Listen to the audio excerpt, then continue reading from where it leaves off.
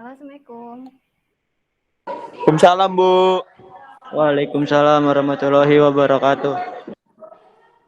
3 menit lagi kita mulai ya, jadi nanti kameranya tolong dinyalakan. Baik, Bu.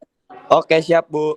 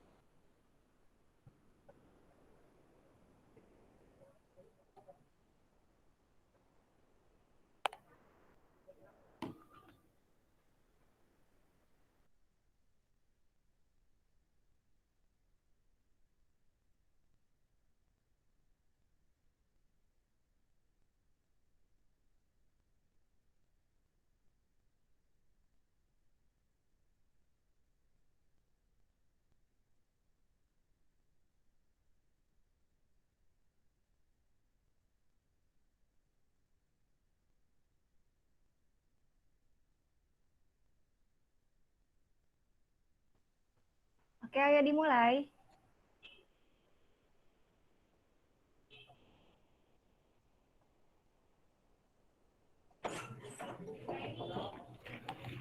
Tunggu bentar.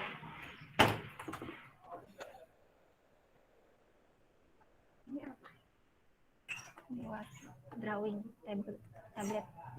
Enak ya? Ayo silakan dinyalakan kameranya, kita mulai.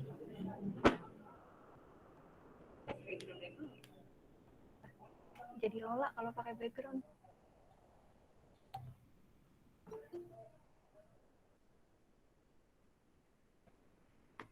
Sudah siap?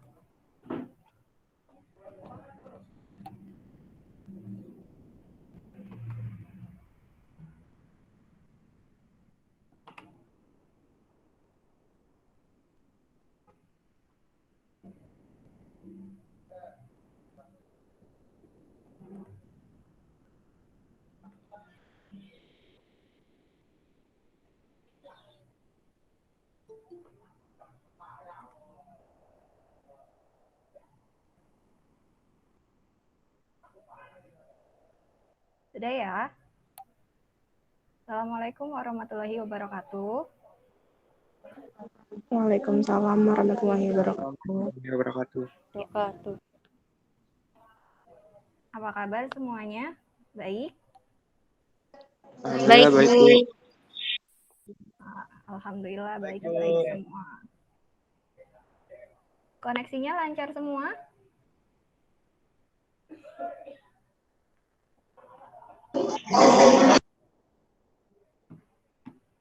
Lancar ya? Lancar isinya. Oke, hari ini kita akan belajar tentang gaya kolom ya. Sebelum kita mulai belajar, baiknya kita berdoa dulu. Doa dipimpin oleh Habibi. Coba Habibi dipimpin dulu. Bi, yang benar, Bi. Sebelum belajar, alangkah baiknya kita berdoa menurut agama dan kepercayaan masing-masing. Berdoa mulai.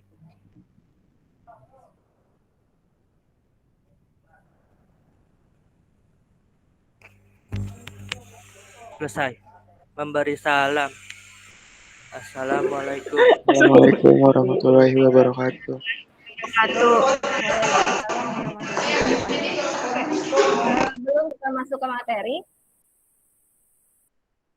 sebelum kita masuk ke materi, ada yang udah tahu tentang gaya kolom? Pernah ada yang dengar nggak tentang gaya kolom? Gaya kolom itu apa sih?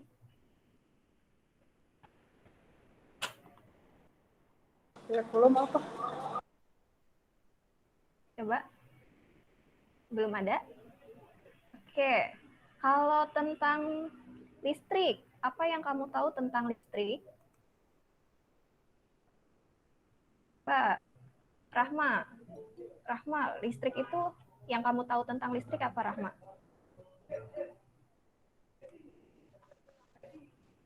Listrik itu kayak ada muatannya gitu, Bu. Baik muatan positif ataupun muatan negatif. Oke, bagus, Rahma. Nah, kalau muatan positif itu nama lainnya apa?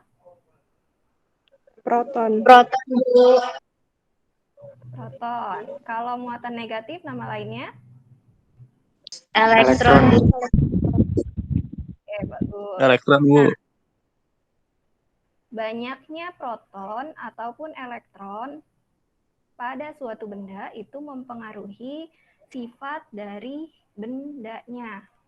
Ada yang tahu sifat-sifat benda bermuatan ada apa aja?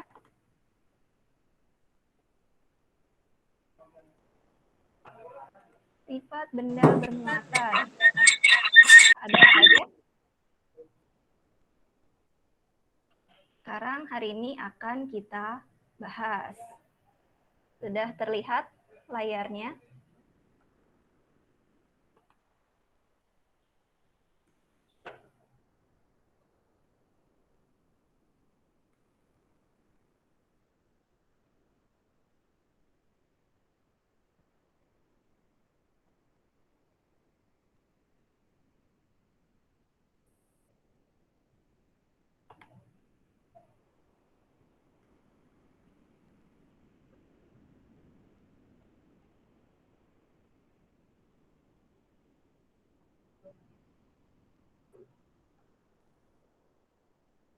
Nih.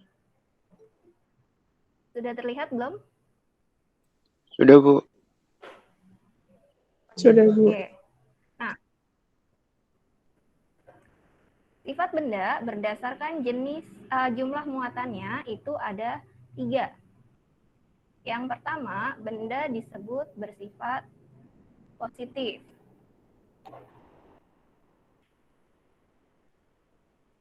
Benda bersifat positif itu pada saat jumlah protonnya lebih banyak dibandingkan jumlah elektronnya.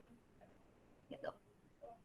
Jadi bisa dilihat di sini jumlah proton ada 2, lalu jumlah elektron ada 1. Jadi jumlah protonnya lebih banyak dibandingkan jumlah elektron. Lalu untuk yang sifat yang kedua itu negatif. Kebalikan dari positif, pada benda bersifat negatif, maka yang lebih banyak itu adalah elektronnya. Elektronnya lebih banyak dibandingkan dengan protonnya, gitu. Sedangkan untuk sifat benda yang netral itu adalah jumlah proton sama dengan jumlah elektronnya. Sampai situ paham? Paham, Bu. Oke. Paham, Bu. Nah, Paham, Bu. sekarang bagaimana interaksi antar muatan? Bisa. Contohnya, dalam kehidupan sehari-hari, itu kamu pernah melihat petir kan? Apalagi nih sekarang lagi musim hujan. Biasanya sering terdengar suara-suara petir ketika sebelum. Sekarang coba perhatikan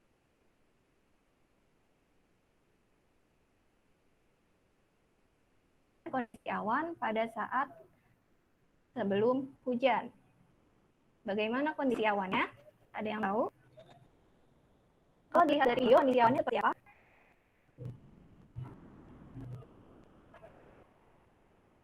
Muncul awan, gimana kondisi awannya? Gelap, Bu. Pertama gelap, lalu dia diam atau bergerak? Awannya itu dalam keadaan diam atau bergerak?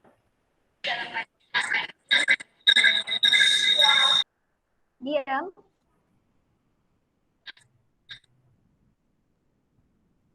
Diam, benar? Bergerak, Bu. Kembali. Nih. Awannya bergerak. Ketika awannya bergerak, baru muncul petirnya. Iya, Bu.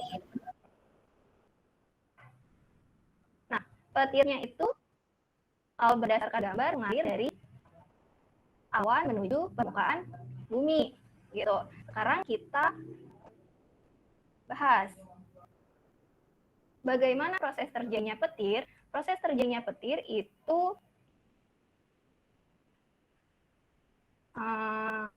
berkaitan dengan jenis muatan listrik. Seperti yang dilihat tadi awan. Yang pertama itu ada awan. Awan mendung. Awan pada saat akan hujan itu mengandung muatan positif dan negatif yang tersebar secara merata. Karena tersebar secara merata, maka awannya itu bersifat netral. Namun, ketika terjadi pergerakan, maka awan itu akan saling bergesekan. Ketika awan bergesekan, maka terjadi peristiwa yang disebut dengan peristiwa polarisasi. Gitu. Ketika terjadi peristiwa polarisasi, maka yang tadinya muatan positif dan muatan negatifnya itu tersebar secara merata, itu menjadi terpisah. Positifnya menjadi ada di atas atas awan, di bagian atas awan, sedangkan negatifnya itu ada di bawah awan. Jadi di bagian awan yang bagian bawah gitu. Nah, ketika terjadi seperti ini, maka yang awan bagian bawah itu akan bersifat lebih negatif dibandingkan dengan awan bagian atas. Karena dia memiliki sifat yang lebih negatif, maka elektron pada bagian bawah awan itu akan berusaha mencari muatan positif yang terdekat untuk menetralkan sifat si awannya. Nah, di sini awan itu mencari muatan positif yang ada di permukaan bumi. Permukaan bumi itu kan bersifat netral, sehingga dia memiliki muatan positif dan negatif. Jadi, muatan negatif yang ada di awan itu berusaha untuk menarik muatan positif yang ada di permukaan bumi. Pada saat terjadi loncatan elektron inilah, maka muncullah petir gitu. Nih di sini. Gitu. Nah, selanjutnya ketika suatu benda ingin bergerak, maka dia akan memerlukan gaya. Seperti yang dipelajari di hukum Newton. Nah, ketika benda akan bergerak, maka dia membutuhkan gaya. Nah, karena di sini yang bergerak itu adalah muatan listrik, yang elektron, maka gaya yang dihasilkan itu juga disebut dengan gaya listrik. Nah, gaya listrik ini dipelajari oleh seorang ilmuwan yang bernama Coulomb, sehingga gayanya disebut dengan gaya Coulomb. Gaya Coulomb itu biasa disimbolkan dengan F. Muatan listrik satuannya Newton. Sedangkan untuk muatan listrik itu lambangnya Q dengan satuannya adalah Coulomb gitu.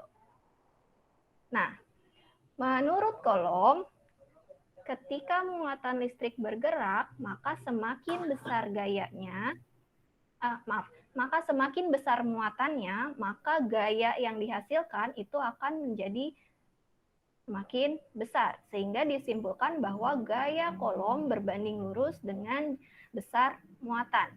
Tapi berbanding terbalik dengan kuadrat jaraknya. Kuadrat jarak di sini jarak antar muatan Coulombnya gitu. Selanjutnya kita juga mengenal konstanta. Konstanta yang kita gunakan biasanya bernilai 8,85 dikali 10 pangkat 9. Gitu. Nah, 8,85 dikali 10 pangkat 9 Newton meter kuadrat C pangkat min 2 atau per C pangkat 2 itu biasa juga dibulatkan menjadi 9 kali 10 pangkat 9 Newton meter kuadrat C min 2. Konstanta ini hanya berlaku pada ruang hampa atau ruang vakum. Sedangkan untuk ruang yang bukan ruang hampa atau ruang vakum, maka kita gunakan nilai K kecil itu sama dengan 1/4 pi epsilon R. Epsilon R ini itu adalah permisivitas di ruang dielektriknya. Jadi tergantung nilai dielektriknya berapa. Nah, ini juga bisa kita cari menggunakan epsilon 0. Permisivitas ruang hampa dikali konstanta dielektrik. Jadi nilai K ini dipengaruhi oleh nilai dielektriknya gitu. Nah, untuk lebih memahaminya silakan bisa dilihat video berikut.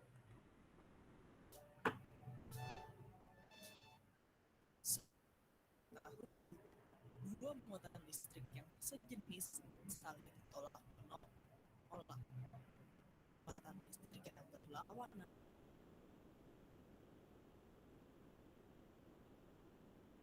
saling tarik menarik.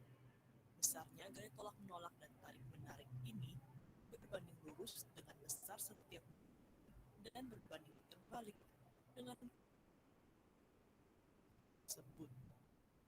Pernyataan ini dikenal sebagai hukum Coulomb dan secara matematis dinyatakan dengan persamaan F sama dengan K Q1 Q2 per R kuadrat. Di sini F adalah gaya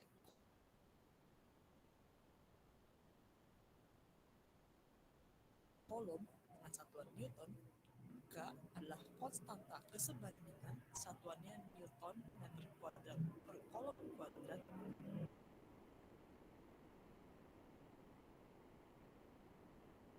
Q adalah muatan listrik dengan satuan R, jarak antar dua muatan dengan satuan meter. Konstanta K ini berhubungan dengan permisivitas listrik epsilon 0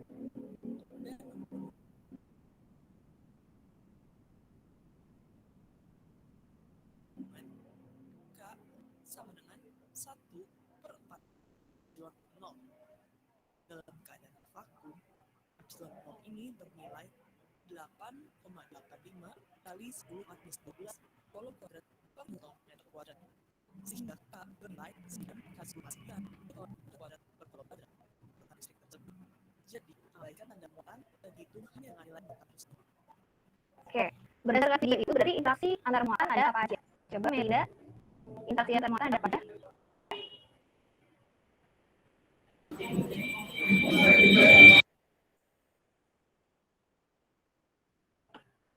Gimana Melinda? Atau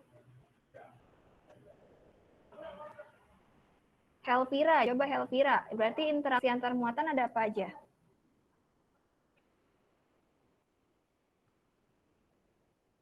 Ada yang tahu? Ada yang bisa bantu? Tarik menarik dan tolak menolak. Interaksi muatan. Oke. Interaksi antar muatan ada tarik menarik dan tolak menolak. Tarik menarik jika apa? Tarik menarik kalau Tarik menarik. tidak sejenis muatannya. Lalu kalau misalnya tolak menolak terjadi ketika Muatannya sejenis.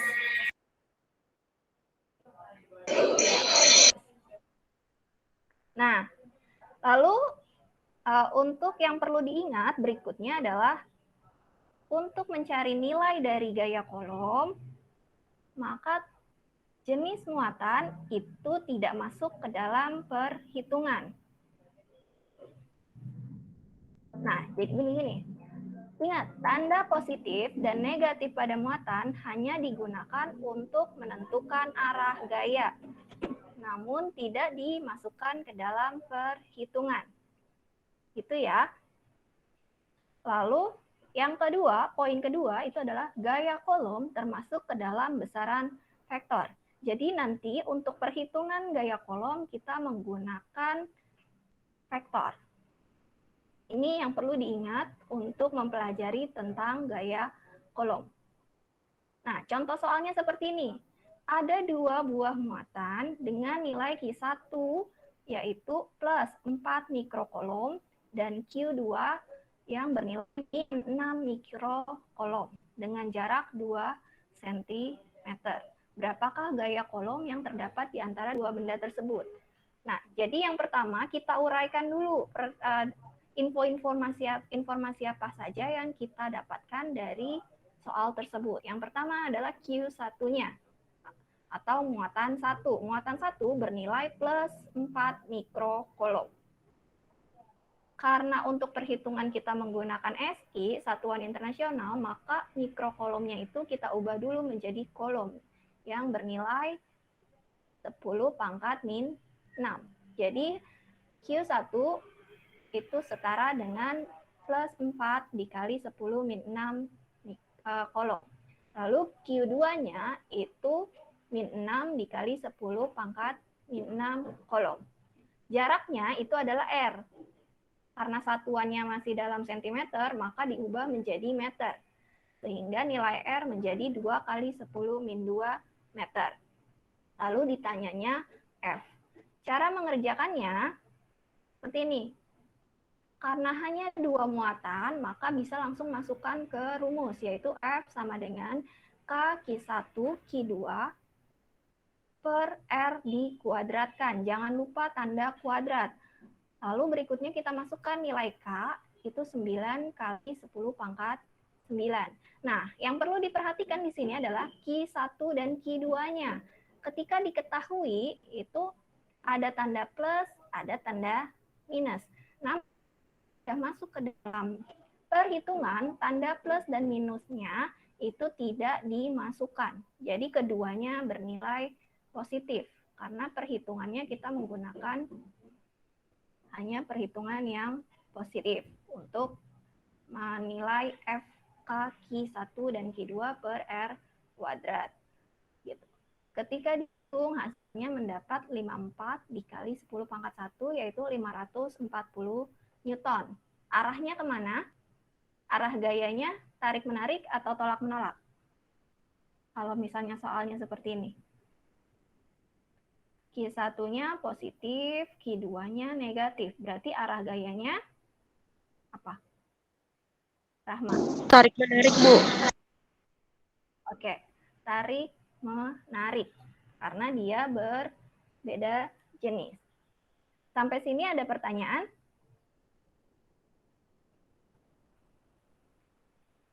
Nggak ada, Bu. Belum. Oke. Nah, kalau misalnya belum ada, berarti kita lanjut untuk melakukan studi literasi ya. Studi literasinya itu bisa kamu silakan kerjakan LKPD yang sudah di-share sebelumnya. Itu nanti akan ada 3 pertanyaan. Sebentar.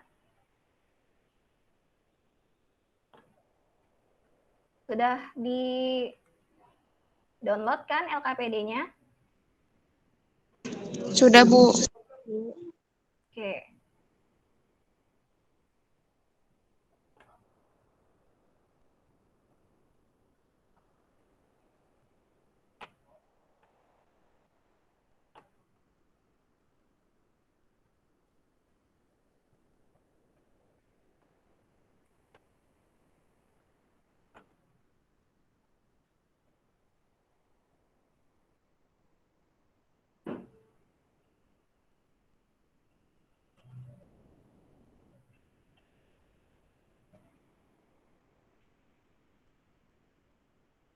Nah, ini LKPD yang akan kalian isi.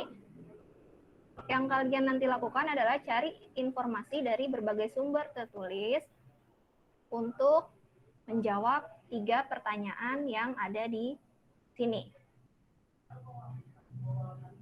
Untuk pertanyaan nomor 3 itu akan Ibu arahkan. Jadi cara mengerjakannya seperti ini. Yang pertama, itu kamu gambarkan dulu arah gaya pada muatan yang diminta. Di sini Ibu mencontohkan untuk muatan yang di tengah, yaitu muatan Q2. Yang pertama kali kamu lakukan itu adalah gambarkan dulu arah gaya pada Q2-nya.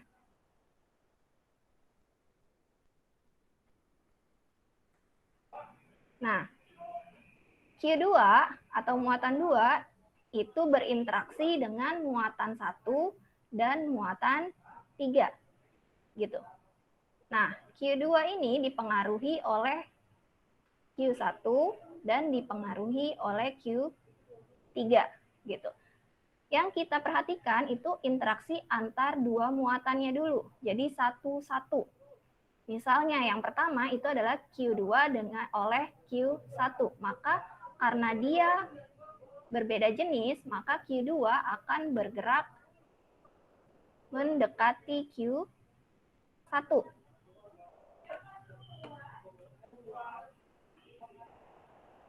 Gitu.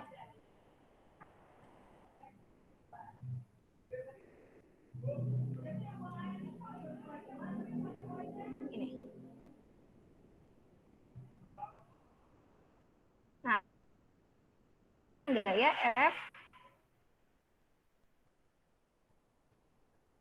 F2 terhadap F1. Maaf, F2 terhadap muatan 2 terhadap 1. Jadi oleh 1. Arah gayanya ke sini. Gitu. Lalu untuk muatan 2 oleh muatan 3 itu sama, tarik menarik juga.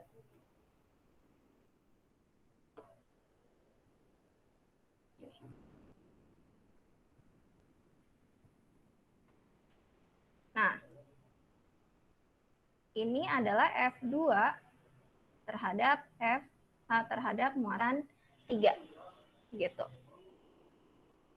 Lalu besarnya gimana? Untuk menggambar besarnya vektor itu dilihat dari nilai si gayanya. Nilainya itu sama atau tidak. Kalau nilainya sama, maka panjang vektornya pun sama. Itu ya. Jadi yang perlu diingat, ketika nilai F-nya sama, maka panjang vektornya pun sama. Jika dia lebih besar, misal F21 lebih besar daripada F23, maka vektor dari F21 itu panjangnya harus lebih panjang dibandingkan dengan F23 gitu. Lalu untuk nilai yang untuk mengerjakannya itu pertama kita cari dulu nilai dari F21-nya. F21 maka muatan yang kita gunakan adalah muatan Q2 dengan muatan Q1. Jarak yang digunakan adalah jarak dari muatan 2 ke 1. Maka di sini. Nah, ini R2 terhadap 1. Lalu berikutnya kita cari F23. Maka muatan yang dipakai adalah muatan 2 dan 3. Jaraknya itu adalah 2 ke 3. Jadi R2, 3. Jangan lupa dikuadratkan. Jika kamu sudah menyelesaikan perhitungan ini, maka selanjutnya kita gunakan vektor. Resultan vektor pada benda sejajar itu adalah hasil dari penjumlahan gaya-gayanya. Nah, di sini gayanya itu ada 2, yaitu F21 dan F23. Lalu berikutnya kita lihat arahnya. Ketika 21 arahnya ke kiri bernilai positif, maka arah yang melawannya itu, melawan arah gaya dari F21 itu bernilai negatif. Jadi ketika kamu menyatakan bahwa F21 positif, maka arah vektor yang berlawanan atau melawan dengan arah F21 itu bernilai negatif. Tapi kalau kamu menganggap F21 itu negatif, maka arah yang melawan dari F21 itu nilainya positif. Sehingga di sini F21-nya positif, maka F23-nya negatif karena dia melawan arah F21. Ketika negatif bertemu positif, maka jadilah negatif. Nah, berikutnya itu tentang jika muatannya itu membentuk sudut. Caranya sama. Nah, untuk menggambar gayanya itu caranya sama. Tinggal kamu lihat interaksi antar muatannya saja. Ketika interaksi muatannya itu sejenis, maka dia akan tolak-menolak. Sehingga Q2 menjauhi Q1 karena sama-sama positif. Gitu. Nah, lanjut. Maka ini kita namakan F21. Lalu untuk Q2 dengan Q3 itu negatif. Jadi saling tarik-menarik. Nah, ini F2 terhadap 3. Kemudian pada masing-masing vektor kita gunakan garis sejajar. Sehingga ditemukan titik temu yang merupakan nilai dari resultan vektornya.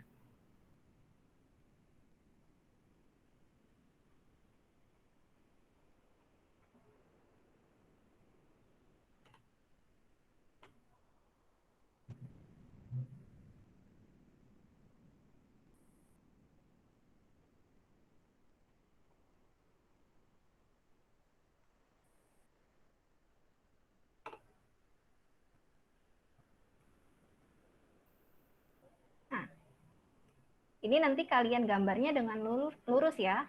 Jadi, nah, sudut yang terbentuk itu adalah sudut antar vektor di sini. Ini sudut yang akan masuk ke dalam persamaan vektor yang ini. Ada yang tahu untuk segitiga? Sudut dalam segitiga itu ada berapa? Sudut pada segitiga itu berapa?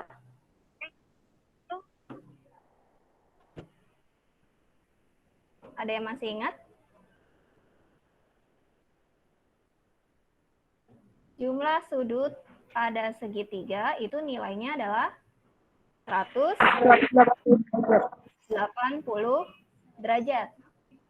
180 derajat. Kalau pada segitiga sama kaki, Berarti sudut-sudutnya nilainya sama kan? Sudut-sudut kakinya nilainya sama. Nah, kalau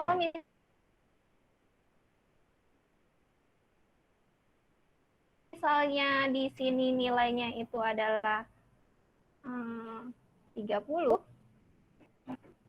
maka di sini juga 30. Sehingga sudut yang ada di sini berapa?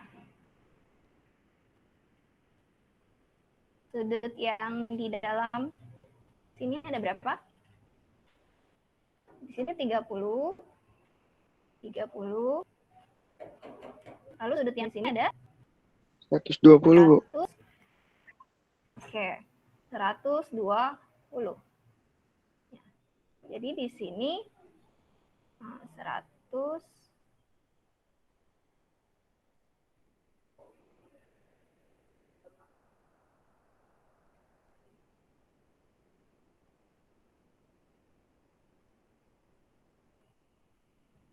Nah, berarti kalau ininya 120, maka sudut yang dibentuk oleh vektor ada berapa?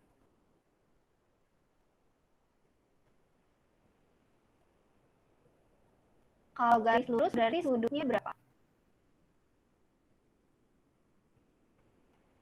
Ini kan garis lurus. 180, Bu. Garis lurus.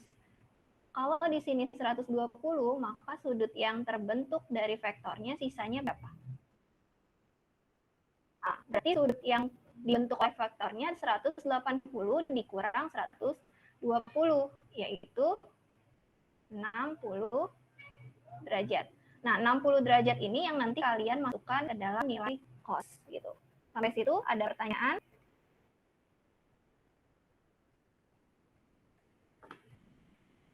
Kalau tidak ada pertanyaan, bisa segera dimulai untuk mengisi LKPD-nya ya. Ibu kasih waktu sekitar 15 menit. Jadi 15 menit silakan dikerjakan. Nanti setelah mengerjakan, perwakilan satu orang untuk mempresentasikan ya.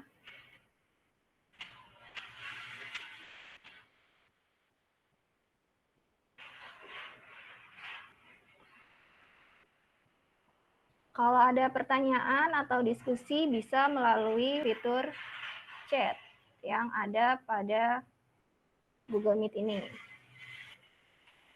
Atau bisa juga menanyakan langsung. Silakan, ada pertanyaan.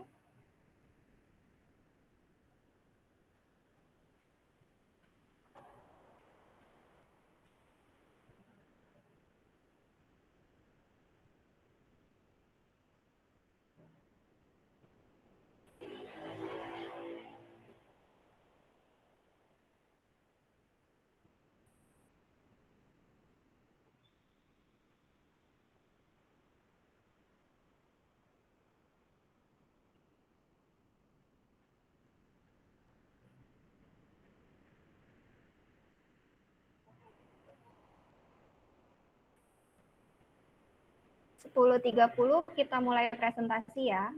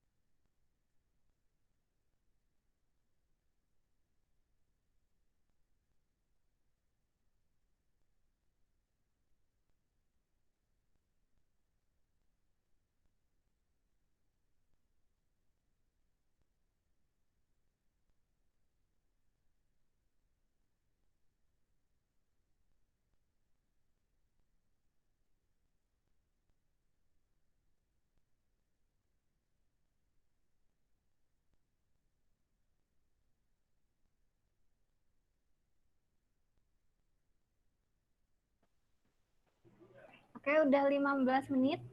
Ada yang sudah siap presentasi?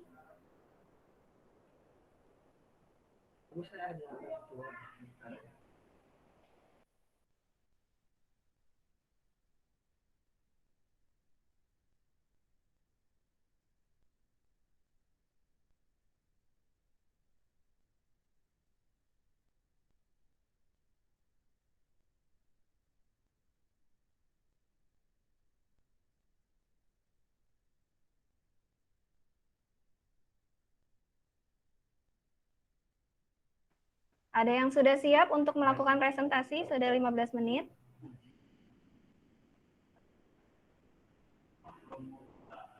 Jauza atau Melinda?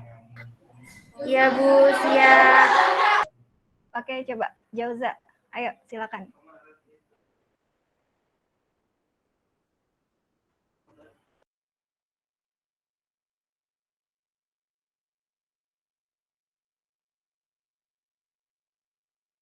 Ibu, saya share screen ya sekarang.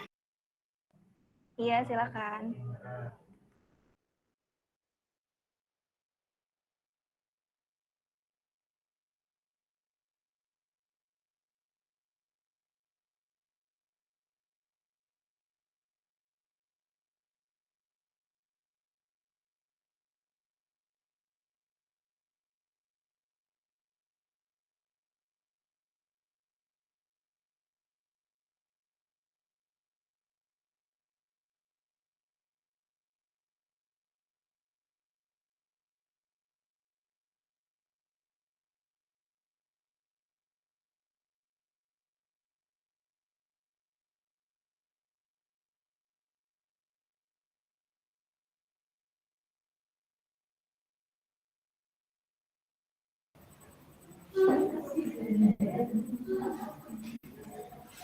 Bisa dimulai sekarang, Bu.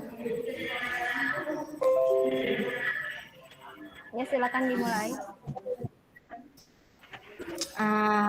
Untuk pertanyaan pertama, apa saja jenis muatan listrik yang kamu ketahui? Jawabannya adalah jenis muatan listrik terdiri atas proton dan elektron. Proton sendiri adalah muatan listrik positif dari atom, sedangkan elektron adalah muatan listrik negatif dari atom.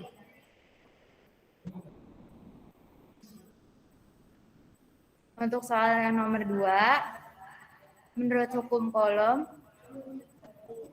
apa yang terjadi jika dua muatan saling berinteraksi? Berapa besar gaya Coulomb dua muatan yang saling berinteraksi dan gambarkan arah gayanya? Untuk pembahasannya, hukum Coulomb pada dasarnya menyatakan bahwa interaksi muatan listrik yang sejenis akan tolak-menolak, sedangkan muatan yang berlainan jenis atau tidak sejenis akan tarik-menarik. Peristiwa tarik-menarik atau tolak-menolak sendiri antara dua muatan disebabkan oleh adanya hukum Coulomb. Di sini tertera gambarnya untuk menunjukkan arahnya. Untuk dalam kasus di atas, hukum Coulomb sendiri, gaya yang dihasilkan antara interaksi dua muatan akan bernilai sama.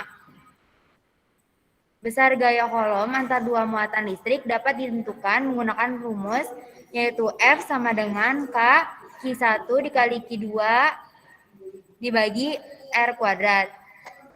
Untuk F sendiri itu adalah gaya Coulomb, muatannya adalah Newton. K-nya konstanta Coulomb, muatannya Nm kuadrat per C kuadrat. Untuk Q1-nya muatan listrik 1 sebesar Coulomb. Q2-nya muatan listrik 2, muatannya Coulomb. Dan yang terakhir R, jarak antara kedua muatan listrik, yaitu meter. Gaya Coulomb dipengaruhi oleh konstanta Coulomb yang nilainya tergantung dengan permitivitas medium. Jika kedua muatannya berada pada dalam medium udara, maka nilai konstanta Coulomb-nya adalah 9 kali 10 pangkat 9 N kali M kuadrat per C kuadrat. Untuk yang soal terakhir, berikut ini merupakan 3 muatan identik yang berdekatan. Gambarlah garis gaya para muatan jika saling didekatkan dan tuliskan rumus resultan gayanya. Yang pertama, untuk gaya yang pertama, ada Q1, Q2, dan Q3. Dari Q3 positif dengan Q1 positif karena sejenis, jadi tolak menolak. Untuk Q1 terhadap Q2 karena berbeda jenis positif dan negatif menjadi tarik menarik. Untuk F31-nya sendiri sama dengan K kali Q3 kali Q1 per R31 kuadrat. Untuk F21-nya sama dengan K kali Q2 kali Q1 per R21 kuadrat. Sehingga sigma F sama dengan F31-nya kita tentukan arahnya menjadi positif, untuk dua tiganya menjadi negatif. Jadi hasil rumus resultan gayanya sigma F sama dengan F31 dikurang F32. Untuk yang nomor 2-nya ada Q1, Q2, dan Q3. Di sini ada garis yang membentuk segitiga sama sisi. Jadi untuk masing-masing besar sudutnya di sini ada 60 derajat, 60 derajat, 60 derajat. Untuk kita cari arah gayanya Q3 terhadap Q1 karena positif dengan positif sejenis sehingga tolak menolak. Untuk Q3 dengan Q2-nya positif dengan negatif sehingga menjadi tarik menarik arah gayanya. Di sini kita tentukan tetanya itu adalah untuk di sini 60 derajat dan ini garis lurus 180 derajat, jadi 180 derajat dikurangi 60 menjadi tetanya 120 derajat. Sama untuk mencari F31-nya sama dengan K kali Q2 kali Q1 per R31 kuadrat. Untuk F32-nya sama dengan K kali Q3 kali Q2 per R32 kuadrat. Sehingga sigma F sama dengan F31 kuadrat ditambah F32 kuadrat min 2F31 dikali F32 cos theta. Kita sudah temukan tetanya sama dengan 120 derajat, kita substitusikan menjadi sigma F sama dengan akar F31 kuadrat ditambah F32 kuadrat min 2F31 dikali F32 dikali cos 120 derajat. Untuk yang terakhir, ada Q1, Q2, dan Q3 membentuk garis segitiga siku-siku, sehingga kita temukan Q1 terhadap Q3-nya adalah positif dengan positif menjadi tolak menolak dan Q3 dengan Q2-nya menjadi tarik menarik karena positif dengan negatif. Kemudian untuk F31-nya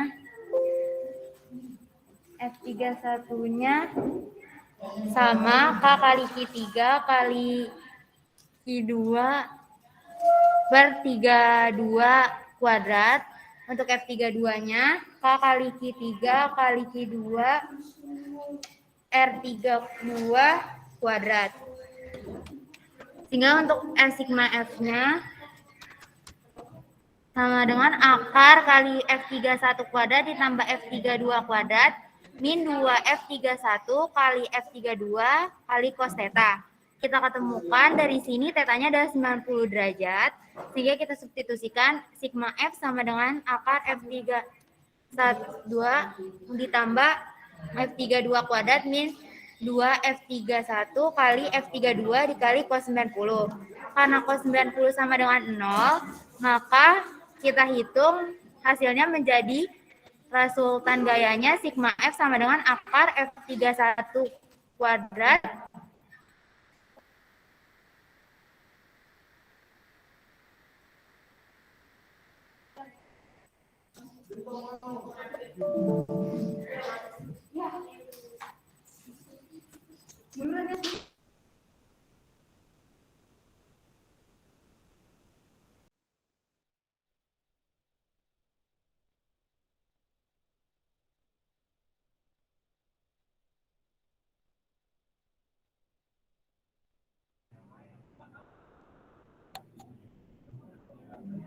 Oke, sepertinya Jauza keputus.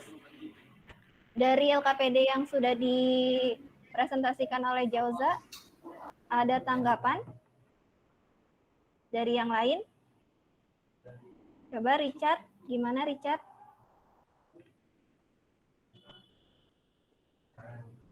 Richard, jawabannya sama nggak dengan Jauza?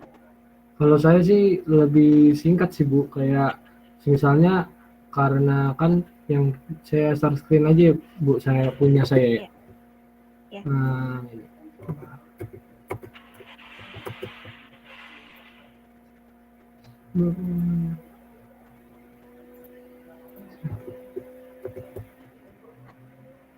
sudah kelihatan kan Bu? Sudah. Kalau saya lebih singkat aja sih Bu, kayak misalnya kayak dari gambar 1 kita lihat, kalau gambar 1 itu kan bisa kita lihat itu yang Q 3-nya itu ke Q 2-nya itu tarik menarik, dan ke Q 1-nya itu pasti tolak menolak. Nah, jadi saya langsung simpulin aja secara cepatnya itu langsung saya tetap jabarin dulu F23-nya itu cara nyarinya ya Q1 Q2 per R kuadrat sama. Jadi sama dengan F. Nah, kalau saya F13 sama dengan K kali Q1 kali Q2 per R kuadrat, itu kan ada jaraknya ada 2. Kenapa saya simpulin 2 begini? Dikarenakan ada 2. Jadi jarak antara Q1 sama Q2 itu jadi 1 jarak. Q2 dan Q3-nya itu jadi 2 jarak. Hanya itu saya nyimpulinnya langsung F13 sama dengan K Q kuadrat per 2D kuadrat. Nah, 2D kuadratnya itu yang tadi Bu. Nah, sama dengan F per 4. F per 4-nya itu saya karena disederhanakan lagi jadi F per 4. Nah, jadi saya langsung dapat sigma F-nya itu sama dengan F sama dengan F23 dikurangin F13. Sama dengan F dikurangin F per 4 sama dengan 3F per 4. Jadi saya lebih jabarinnya itu lebih rinci Bu. Kalau ke Jauza kan rumus-rumusnya aja. Kalau saya kayak langsung dapat hasilnya gitu Bu. Nah, berarti kamu menganggap jarak antara muatan 2 dengan muatan 2 dengan muatan 1, lalu muatan 2 dengan muatan 3 itu jaraknya sama gitu ya. Sehingga bisa diibaratkan dengan D. Iya Bu, betul Bu. Soalnya kan setiap soal yang saya dapat, kalau misalnya jaraknya tidak diketahui, anggap itu 1. Kalau misalnya jaraknya diketahui, baru kita masukkan kepada rumus. Nah, kalau misalnya Q-nya sama, kita tinggal coret kedua belah pihak. Tanpa kita harus menghitung F13 dan F23. Kita langsung jabarin aja. Untuk R dikurangin R gitu Bu. Jadi supaya agak simpel gitu aja sih Bu, supaya dapat hasilnya. Kalau langsung rumus kan kita secara teori kan ya kita bisa paham, cuman kalau kalau saya itu langsung jabarinnya gimana supaya dapat hasilnya gitu Bu. Oke. Coba jangan di scroll dulu yang tadi dulu, hitung-hitungannya coba Ibu lihat. Oke. Mungkin maksud Richard kayak gini ya. Kalau misalnya Ibu sedikit menegaskan saja, mungkin maksud Richard yang tadi yang Q1 dan Q2 jika nilainya sama itu dicoret saja, mungkin maksudnya inisialnya kali ya yang dicoret. Jadi nilainya itu berubah menjadi yang tadinya Q1 dikali Q2 menjadi Q dikali Q gitu maksudnya. Iya Bu, betul Bu. Iya seperti itu. Lalu, lalu untuk nilai R-nya D kuadrat, sekarang di situ 2, 3, 1, 3. Saran Ibu ya, karena itu kan nilainya tidak diketahui. Kalau misalnya yang Richard gunakan itu berlaku jika nilainya sama antara R23 dengan R13. Tapi ketika dia tidak sama, itu tidak bisa digunakan gitu. Karena kita nggak tahu nilai dari R23 itu berapa, R13 itu berapa. Jadi sebaiknya kalaupun misalnya Richard mau menggunakan perumpamaan, mungkin yang satu bisa dianggap X, yang satu mungkin bisa dianggap misalnya X itu jarak dari 1 ke 3, lalu Y itu jarak dari 2 ke 1, maka yang 2, 3-nya itu kan berarti tinggal X dikurang Y. Kalau misalnya seperti itu masih bisa gitu. Oh iya Paham Bu, nggak? paham Bu, paham. Gitu Jadi ya. Jadi jangan disamakan nilainya. oke Bu, siap Bu. Soalnya saya emang sering dapat soal, Iya. jadi saya langsung patokannya ya itu Bu, kayak kalau tidak diketahui R-nya langsung aja gitu. Soalnya udah pasti soal kan mengarah kalau misalnya tidak diketahui R berarti itu anggap aja 1. Gitu Bu, saya mohon maaf ya Bu kalau misalnya persepsi saya salah. Terima kasih Bu atas masukannya Bu. Jadi kalau misalnya di soal itu biasanya mungkin tidak dijelaskan secara angka, tapi biasanya dia berupa kata-kata. Jadi misalnya jarak antara muatan 1 sama muatan 2 dengan muatan 2 dengan muatan 3 itu nilainya sama. Kalau misalnya dibilangnya sama, berarti kan otomatis R21 sama dengan R23 gitu. Jadi sama, terus coba di scroll yang ke bagian atas Richard tadi, yang gambar pertama. Gambar pertama. Ini kenapa Q1-nya digambar gaya juga? Itu Bu, supaya saya selalu jabarin semua gayanya kalau saya supaya paham aja. Soalnya saya sering ngerjain soal. Nah, jadi kalau semisalnya saya nggak ngetahuin Q1 sama Q2-nya, jadi saya takut nggak ngerti sayanya. Jadi saya gambarin aja Q1-nya. Lalu Jadi untuk yang merah di Q1 itu gaya dari mana? nah, merah dari Q1 itu karena Q1 kan nggak bisa menerima Q3. Jadi dia kalau misalnya Q3-nya ke kiri, Q1-nya ke kanan, pasti ini bakal tolak menolak. Q1-nya bakal tolak menolak juga, Bu. Oh. Lalu oke, paham. Untuk gambar yang kedua, itu sebenarnya saya mau bikin ke atas, tapi nggak muat, Bu. Jadi FQ3 sama FQ1 ini sebenarnya tolak menolak secara dekat ini tolak menolak, Bu. Iya. Oke.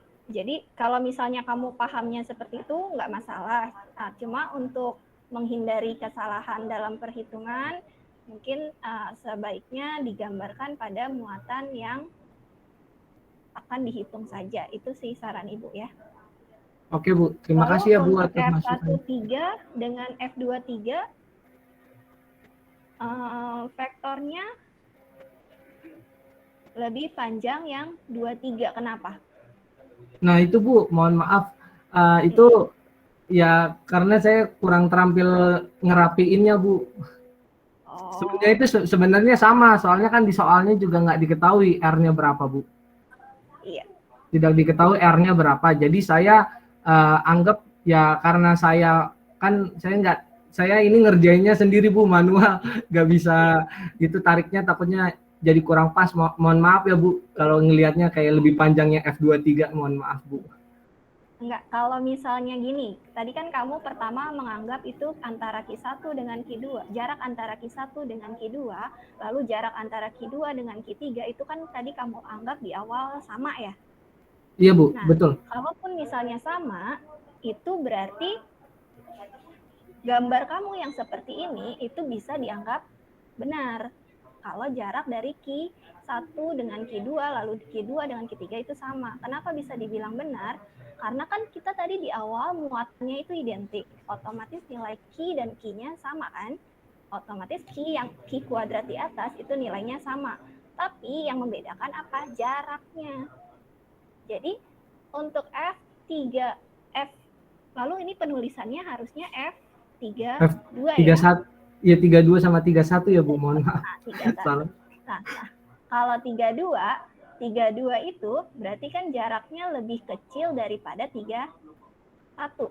Otomatis hasil perhitungan dari 32 itu harusnya lebih besar dari 31. Sehingga vektor untuk 32 lebih panjang dibandingkan vektor dari 31. Jadi ini sebenarnya gambar vektornya jika diluruskan itu sudah benar jika anggapan di awal jarak antar muatan sama gitu. Paham ya? Paham Bu, paham. Oke, terima kasih Richard. Oke Bu, terima kasih juga Bu atas masukannya Bu. Jadi makin paham nih Bu. Iya. Nah, sebelum kita akhiri, ada pertanyaan nggak untuk yang lain? Sudah Bu, tidak ada. Sudah. Oke, berarti kita buat kesimpulan untuk hari ini. Untuk hari ini berarti tadi muatan ada apa aja? Proton dan elektron. Proton dan elektron. Jadi ada 2 ya. Lalu interaksi antar muatan. Gaya kolom itu berbanding lurus dengan semakin besar muatannya, maka gaya kolomnya akan semakin Besar. besar. Tapi kalau jaraknya semakin jauh, maka gaya kolomnya akan makin Kecil. kecil gitu ya. Lalu untuk perhitungannya, perhitungan pada gaya kolom itu menggunakan perhitungan apa?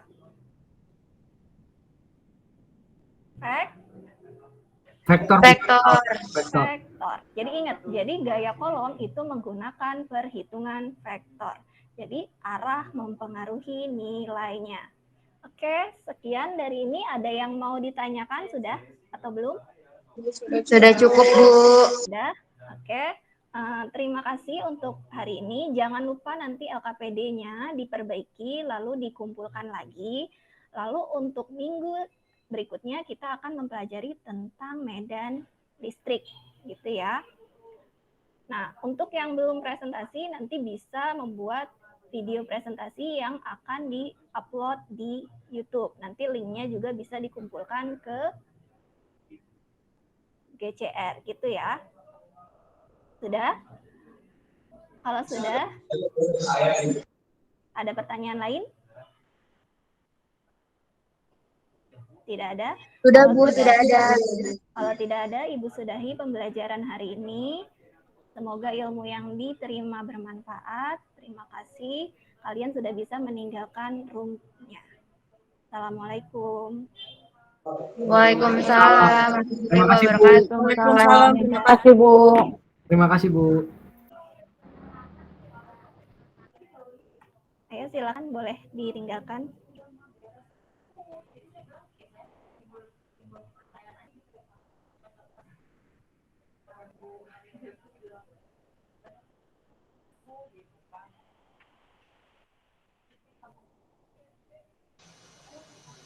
Ada jadwal mengajar lagi, Bu? Ini terakhir, Pak. Oh. Iya. Oh, jam terakhir. Enggak, saya yang terakhir saya maksudnya. Jadwal saya terakhir hari ini.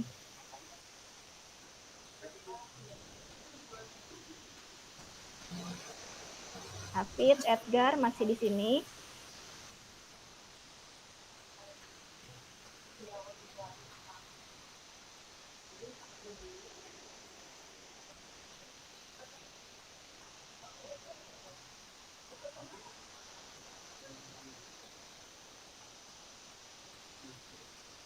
Pak Yanto nggak masuk sama sekali ya? Mungkin ada kegiatan lain, Pak. Ya, nanti dikirim semuanya ya. Iya.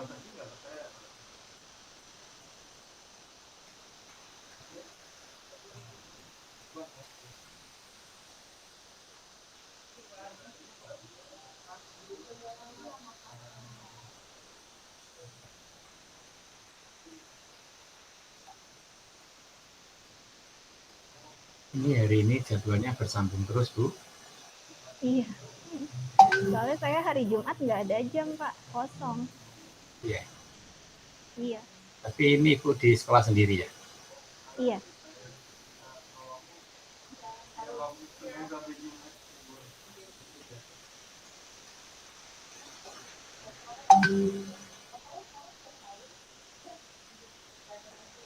Oke, Bu. 5 menit ya mungkin ya.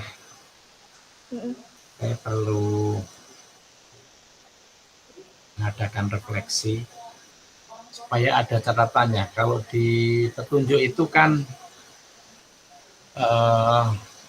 November tanggal 2 kalau nggak salah. Tapi nanti lupa. Iya. Yang pertama mau saya tanyakan ke Ibu ya. Iya, Pak. untuk praktek pembelajaran hari ini yang menurut Ibu sudah berhasil terlaksana sesuai dengan apa yang Ibu rencanakan, apa Bu? Kalau yang itu tadi anak sudah bisa mengerjakan yang LKPD-nya, Pak, berdasar terus terjadi tukar informasi juga antar guru dengan siswa gitu. Cuma kurangnya itu interaksi antar siswa. Kelebihannya dulu Bu.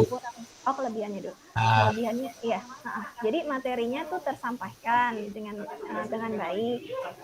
Terus antar siswa dengan guru juga terjadi diskusi gitu pada saat terus ada terakhir juga ada penekanan untuk ya, konsep-konsep yang harus dipahami pada saat pembelajaran kali ini. Pelan maksudnya ya? Iya.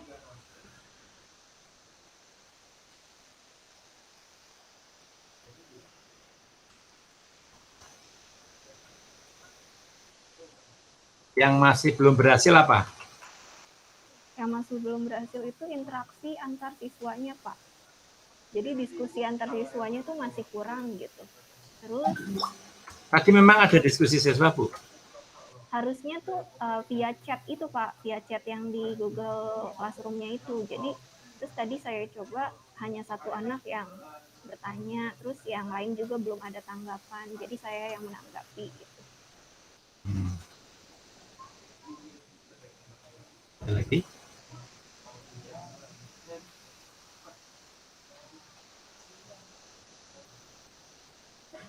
Tadi ketika pembelajaran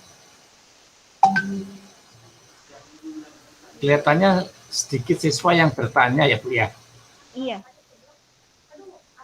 Sehingga guru nampak mendominasi ya? Iya.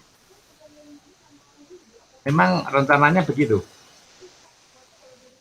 Rencananya kan harusnya jadi siswa itu mengeksplor sih Pak, emang lebih siswanya itu mencari tahu sendiri gitu. Jadi saya membebaskan antara mencari tahunya itu hanya via internet atau via buku sumber atau bertanya. Jadi pilihannya ada 3 itu. Jadi kayaknya siswa itu lebih fokus untuk mencari ke sumber yang internet atau buku paketnya gitu. Jadi dia jadi sibuk mencari sendiri sih, mungkin karena waktunya juga kurang banyak. Jadi diskusi antar siswanya juga nggak terlalu terjadi gitu Pak.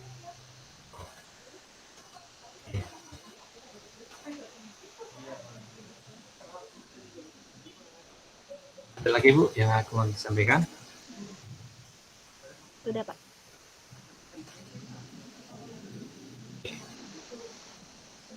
Kalau mengenai waktunya gimana Bu?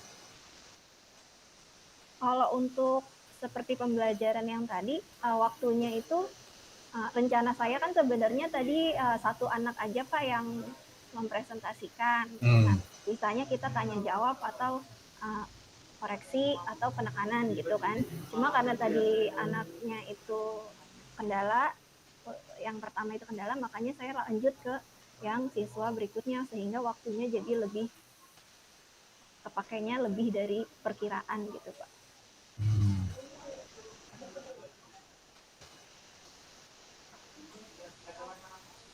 Oh tadi yang cewek tadi ya, yang sampai tadi ada kendala ya? Iya. Sehingga jadinya dilanjutkan sama temennya dengan yang LKPD-nya jawabannya berbeda dari yang pertama. Tapi kalau tadi sih saya lihat hampir sama jawabannya, hanya pemahamannya saja yang berbeda gitu. Ya, siswanya sih kelihatannya baik sih. Aktif.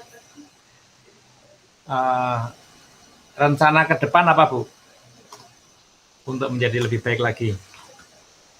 Rencananya mungkin sebelum masuk kan karena keterbatasan waktu juga pada saat daring, mungkin rencana kedepannya mungkin saya memberitahu dulu istilahnya untuk pembelajaran itu siswanya itu harus baca dulu materinya apa yang akan dipelajari itu, tentang apa, terus nanti dia diminta untuk menyiapkan pertanyaan apa yang mau ditanyakan saat pembelajaran. Mungkin seperti itu, Pak. Sehingga lebih aktif ya siswanya ya. Iya.